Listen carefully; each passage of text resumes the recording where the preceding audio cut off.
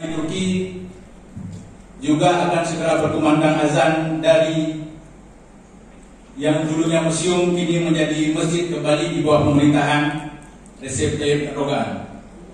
Kita dari DPRK Aceh Besar, Mr. Presiden, Pak Presiden Erdogan, di forum yang terhormat ini, kami dari Parlemen Aceh Besar mendukung penuh kembalinya Hagia Sophia menjadi tempat ibadah untuk umat Islam.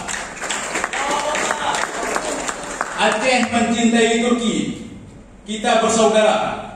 Insya Allah Aceh siap mendukung dan membela atas keputusan besar ini.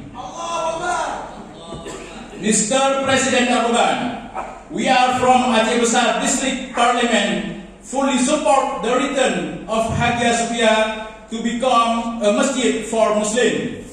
Aceh love Turkey. We are brothers. Inshallah, Aceh stand with Turkey to support this big dedication. Thank you. Assalamualaikum warahmatullahi wabarakatuh.